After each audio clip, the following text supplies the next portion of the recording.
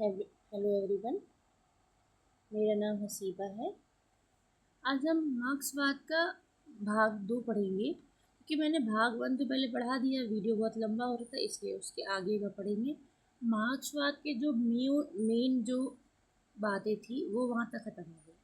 अब शिक्षा पर मार्क्सवाद का क्या प्रभाव पड़ा है, अब हम वो जानेंगे। मार्क्सवादी शिक्षा का उद्देश्य केवल ज्ञान देना नहीं, बल्कि सामाजिक परिवर्तन लाने की मानता है।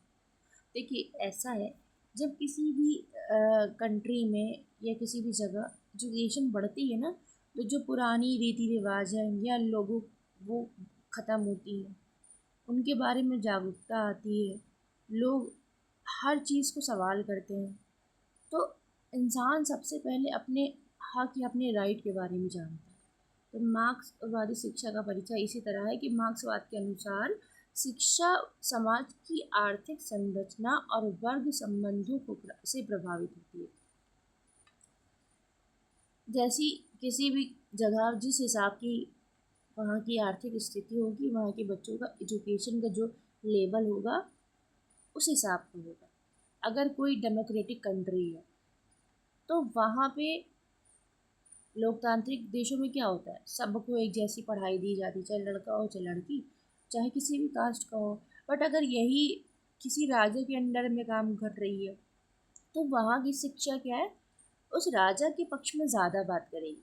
तो यहाँ पर क्या आता है, ये शोषण मुक्त, वर्ग विहीन और समानतापूर्ण समाज की स्थापना के लिए कार्य करती है। तो कहने का मतलब है कि ऐसी शिक्षा देनी चाहिए जो ये क्लास वगैरह वाली बातें जो है, जो किसी का शोषण करने और कराने दोनों की भावना को ख़त्म कर दे। शिक्षा का उद्देश्य शोषित वर्ग सर्वहारा को जागरूक करना और उन्हें अपने अधिकारों के प्रति सचेत करना। किसी का शोषण हो रहा है, जो पढ़ा लिखा है वो कंप्लेन कर सकता है, कुछ कर सकता है, तो वो अपने बारे में जानकारी रखेगा।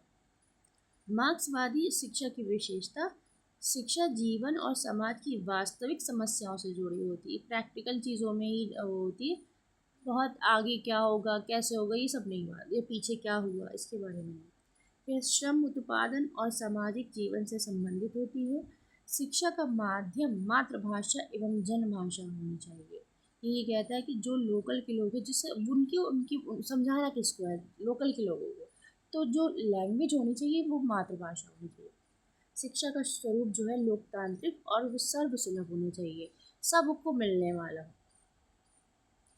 अब आता है शिक्षा के उद्देश्य क्या है, सामाजिक समानता पैदा करना, श्रम का सम्मान करना, वैज्ञानिक दृष्टिकोण बनाना, सामाजिक न्याय दिलाना, सहयोग की भावना दिलाना और वर्ग चेतना पैदा करना, सामूहिक उत्तरदायित्व की भावना का विकास करना। ये अब जो पॉइंट है वो क्या याद कर सकते हैं, विचारधारा मार्क्सवाद।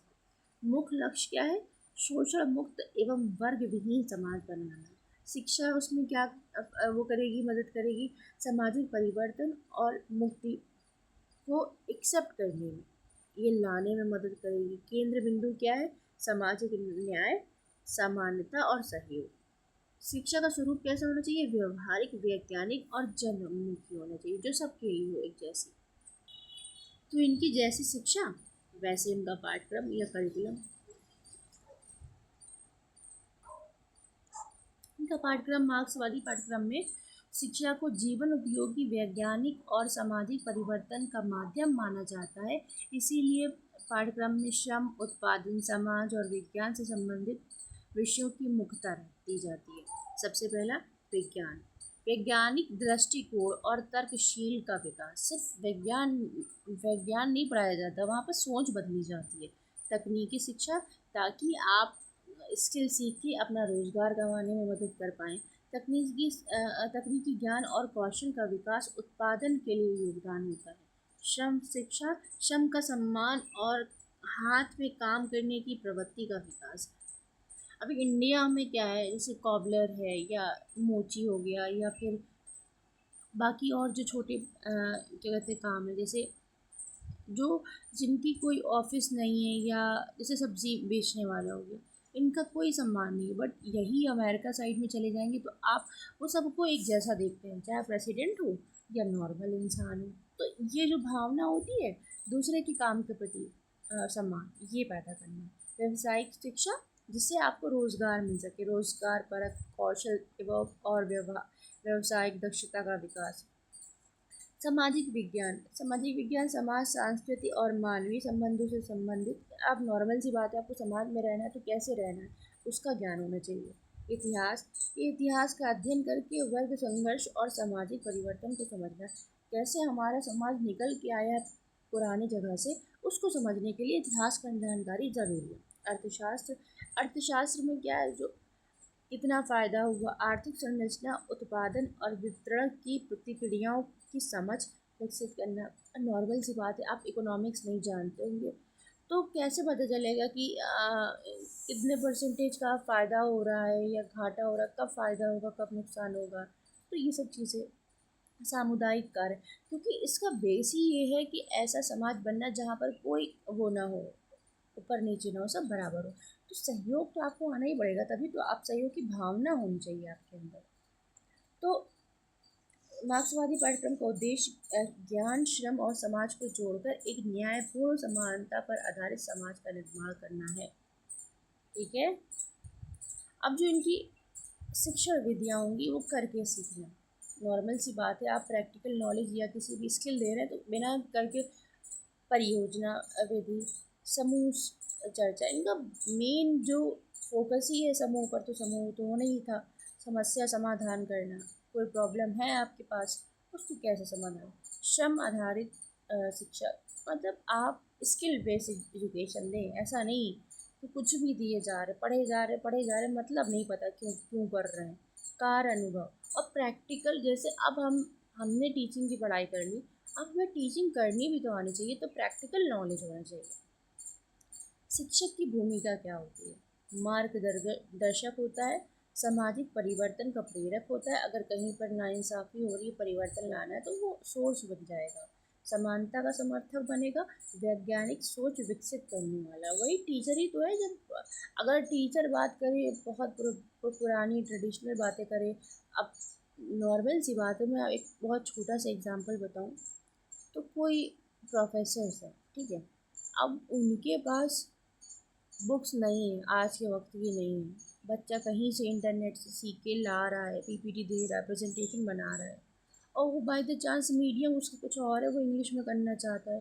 बट कई बार ऐसा होता है, ऐसे टीचर्स मिल जाते हैं जो इस चीज़ को बहुत ही निगेटिवली क्या कहते हैं प्रमोट करते हैं, और कुछ ऐसे होते हैं जो बहुत एक्सेप्ट करते हैं, क्योंकि ऐसा होता है ना, वक्त के साथ आपको हालात के हिसाब से बदलना पड़ता है, तो आपकी सोच ऐसी होनी चाहिए, चेंज वाली। शिक्षा का उद्देश्य केवल ज्ञान देना ही नहीं बल्कि समाज में परिवर्तन लाना है। अगर कोई चेंज हो रहा है तो उसको मानने के लिए तैयार कराना है। अब बात आती है कि बच्चे की क्या भूमिका है, विद्यार्थी की क्या भूमिका है। सक्रिय शिक्षार्थी, सीखने की प्रक्रिया में सक्रिय भागीदारी होनी चाहिए उसकी, सहयोगी होनी चाहिए, मतलब उसका नेचर होना चाहिए दूसरे को हेल्प करना। सामाजिक उत्तरदायित्व होता है कि समाज एवं समुदाय के प्रति जिम्मेदार होना। अगर हमने कुछ सीखा है इस दुनिया में या किसी भी चीज़ का सीखा है, तो हम कोशिश करें किसी और के भी काम आ सके। श्रमशील, श्रम को सम्मान देने वाला और कार्य में भाग लेने वाला, दूसरे के काम में हेल्प करे, मतलब कि दूसरे के काम को रिस्पेक्ट करे और खुद भी कार्य करना चाहिए। ये नहीं कि बैठे बैठे बैठे रहे। आलोचनात्मक चिंतन, अगर कोई चीज़ हो रही है सोसाइटी में, बहुत से ऐसे बच्चे होते हैं जो चाहे वो तो चाहे कुछ भी पढ़ाया जाए, या लोग, मैं क्लास ही की बात कर लूँ, चाहे सही चाहे गलत, वो कभी ना विश्लेषण करेंगे ना वो तर्क करते हैं, वो सिर्फ सुनते हैं ना सवाल करते हैं। तो बच्चे का एक नेचर होना चाहिए, आलोचनात्मक होना चाहिए। वो पूछे आप ऐसा पढ़ा रही हैं तो क्यों पढ़ा रही हैं, इसका क्या यूज़ होगा, तो इतना तो आना चाहिए बच्चे की। वो है अनुशासन कैसा होना चाहिए, आत्म अनुशासन, स्वयं के व्यवहार, समय और कर्तव्यों पर कहते हैं नियंत्रण होना चाहिए। सामाजिक उत्तरदायित्व होना चाहिए, अब मैं कोई काम करूँ तो मेरा खुद का क्या कहते हैं उत्तरदायित्व बनना चाहिए दूसरे के प्रति। सहयोग और सामूहिक जीवन, अब मैंने कोई चीज़ सीख ली, मुझे पता है कि मैं कर सकती हूँ, तो मैं किसी और को भी इस चीज़ को बता के, ताकि उसका भी काम हो सके, तो ये फीलिंग होनी चाहिए आपके अंदर। अब आता है विद्यालय की क्या भूमिका होती है, समाज में परिवर्तन का माध्यम होता है। देखिए स्कूल ही सबसे पहले ना आपके बच्चे को आप बिल्कुल ब्लैंक स्लेट की तरह भेजते हो, उसके पास कोई सोसाइटी में क्या चल रहा है कोई जानकारी नहीं है, लेकिन वो एक ऐसी बीज डालता है दिमाग में बच्चे के कि वो जो चेंज का कारण बन जाता है। अगर कोई चेंज है, पहले क्या था, पहले टेक्नोलॉजी का जो यूज़ था, बहुत पहले की मैं बता रही हूँ, 2010-11 के पहले, वो बच्चों के दिमाग में स्कूल में नहीं पढ़ाया जाता था। बट आज के बच्चे क्या, जैसे स्कूल में जाते हैं शुरुआती क्लासेस में उनको कंप्यूटर इंट्रोड्यूस करवा दिया जाता है, तो उनके लिए लैंग्वेज हो गया, कोई भी कंप्यूटर लैंग्वेज हो गया, कोई ऐप हो गया, तो वो जो चेंज उसके प्रति जो उनकी फीलिंग है ना वो शुरू से जुड़ी रहती है। तो ये परिवर्तन का एक माध्यम बन जाता है। समान अवसर प्रदान करने वाला होता है, ये तो पता ही सबको इक्वल चांस मिलता है।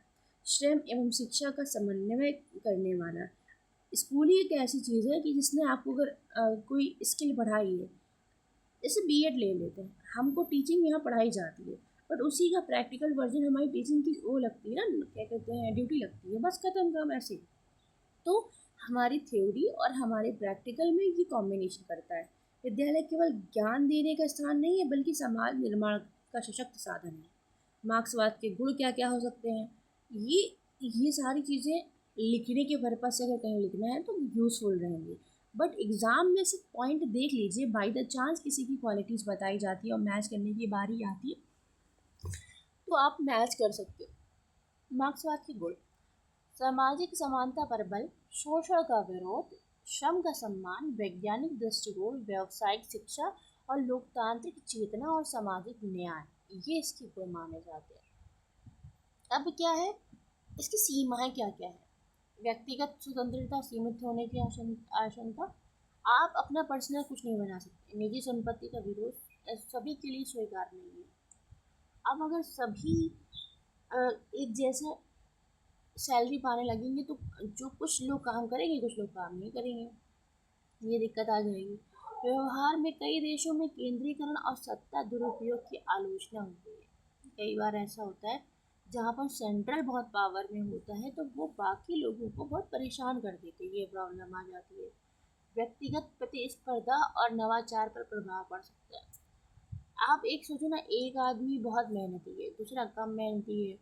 जो बहुत ज़्यादा मेहनती है वो कुछ वक्त के बाद क्यों काम करेगा, कि जो कम मेहनती है उसको भी बराबर मिल रहा है और हमको भी बराबर मिल रहा है, तो फिर वो उतना ही काम करेगा जितना उसको लगता है यार कम करोगे तब भी उतना ही मिल रहा है, ज़्यादा करोगे तब भी। तो जो पर्सनल मोटिवेशन है वो ख़त्म हो जाता है यहाँ पे। अब शिक्षा में योगदान क्या है?